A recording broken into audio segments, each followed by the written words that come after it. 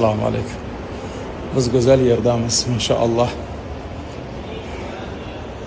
Bu Jabal Hironing kichik holati, Jabal al-Hiro kichik holati, bu Jabal Savr Payg'ambar alayhisolatu vassalam Hazrat Abu Bakr bilan yashiringan 3 kecha qolgan qordan kichik holat, ya'ni maket.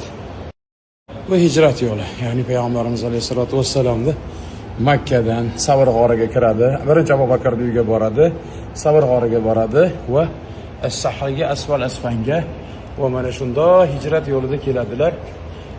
Mana shu kelishlarda Madina Munawvaraga kirishda Rukubada bo'ladi, Al-Arshga kiradilar. Bu yerdan kelyaptilar, Al-Aqiqqa kiradilar.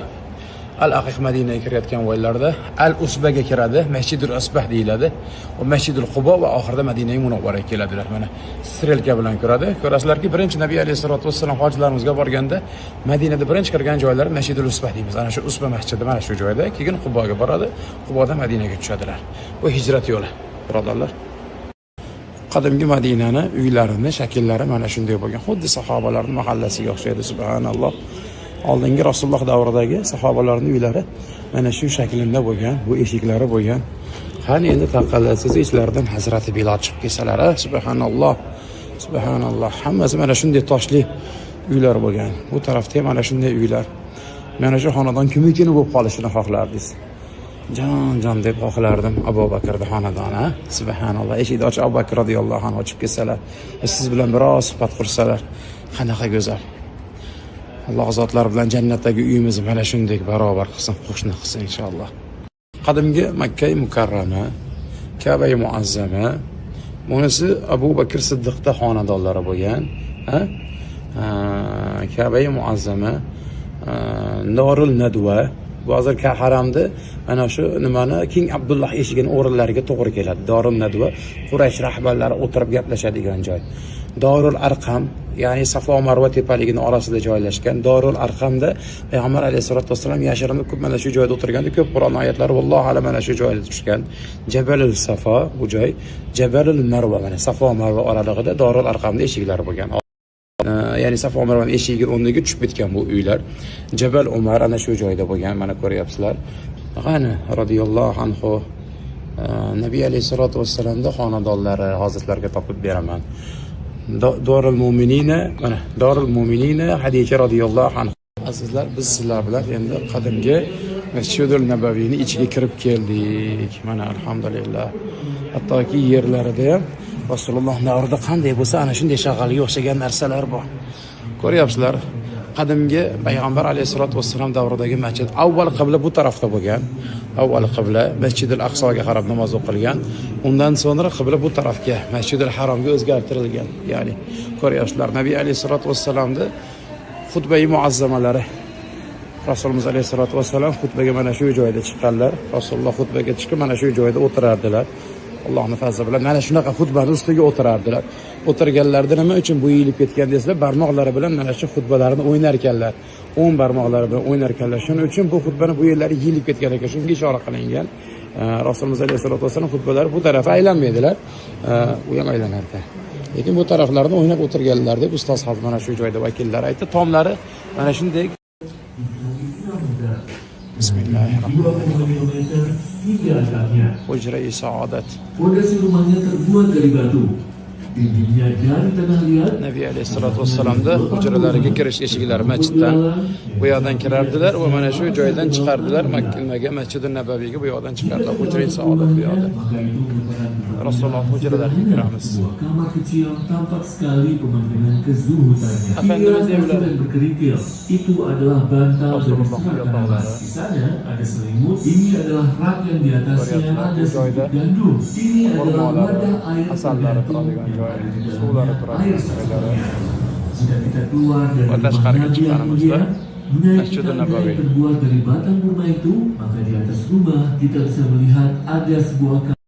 Hai orang-orang yang beriman, di kamar yang mulia inilah Rasulullah Shallallahu Alaihi Wasallam hidup bersama Aisyah radhiyallahu anha, manusia yang paling dicintai olehnya, menjalin kehidupan yang indah dipenuhi dengan kasih sayang, Rasululloh uylari aynan mana shu ko'rinishda bo'lgan qadimgi uylari payg'ambarimiz alayhissalomni masjiddan chiqqaningizdan keyin mana shunday kulba ko'rinishda bo'lganda orqalaridagi kulbalar bo'lsa boshqa sahobiy onalarimiz uylari bo'lgan. dengan syariatnya. Uylarning ichlari qanday oddiy. Mana shu videoda ko'rayotgan va nolayotgan har qanday odamni uyi uni oldida qasam. Lekin Nabiy alayhissalatu vassalam mana shu holatlarida ham nolimaganlar. Mana shu yotoqlarini o'rinlari xurmoni po'stloqlaridan bo'lgan. Aisyah tetap tinggal di rumah yang Rasululloh o'tganlar uyda tomlar ochiladi. Rasulullohning qabrlari bundoq qo'yiladi. Va keyinchalik Abu Bakr qo'yiladi. Va ulardan keyin Oysha radhiyallohu anhu Abu Bakr bilan Rasulullohning qabrlari qo'yilgandan keyin ana shunday to'sadilar, o'zlari shu joyda yashab yuradi Oysha radhiyallohu anhu. Keyinchalik Hazrat Umar vafot qilganlaridan keyin Umar radhiyallohu anhuning qabrlari ham mana shu joyga qo'yiladi. Oysha onamiz endi nomahram bo'ldi deb mana shu joyga devor qildirtiradi. Devor qildirib 3 qabri sharif mana shu joyda qoladi. Oysha onamiz umrlarining oxirigacha shu kulbada yashaydilar. Aisyah menjadikan sisa ruangan ini untuk sholat dan ibadah. Aisyah tetap menjaga bagian kecil ini yang dulunya ruangan Keyinchalik bu Oysha radhiyallohu anhu vafotlaridan keyin o'zgartiriladi. Aisyah mengatakan Oysha onamiz vafot etganlaridan keyin dan ditutuplah rumahnya. ayrim mabolarda daqiqa qo'yilgan deydi. Eshik yopiladi. Hech kim kirmaydigan holatga olib kelinadi. Eshik yopiladi. Hujra-i saodatni devorlari buziladi. Umar ibn Abdulazizning xalifalik davriga keladi. Mana shu kulba-i saodatni o'rniga devor qo'yiladi va atrofi yana bir karra devor bilan o'rab chiqiladi. Ka'ba to'rtburchak bo'lganligi uchun to'rtburchak bo'lib qolmasin deb uni 5 burchak burchakda o'raladi. Buzildi va 5 burchak shaklida Rasulullohning uylari o'raladi. O'ralgandan keyin u yerga kirish eshigi qolmaydi va eshik to'laligicha yopiladi. Rasulullohning qabrlariga kirish Umar ibn Abdulaziz davridan yopiq. Engkau tidak melihat kota Madinah lebih Masjid ichiga qo'shiladi. Ko'rganinglardek keyinchalik masjidga keltiriladi. Hujratul Saodat Masjidun Nabaviyni ichida qoladi va Masjidun Nabaviy kengaytirilgandan keyin aynan Rasulullohning bor joylari namoz salom berib chiqiladigan joyga aylantiriladi. Masjidga kengaytirilishi istichlari. Tunggu di depan pengunjung. Hozirgi ko'rgan Masjidun Nabaviy bu joy aynan Hujra-i Saodat bo'ladi. Bu joy Rasulullohning qabrlariga salom berish, bu joy Abu Bakrniki va bu joy Umar radhiyallohu anhuga salom berish joylari. Bu Hujra-i Saodatning devoriga yopilgan Kisva-i Saodatning yopinchig'i. Orqasida devor bor, uning orqasida hujra bor va uning orqasida qabri Nabiy bor. Masa kerajaan Saudi Arabia.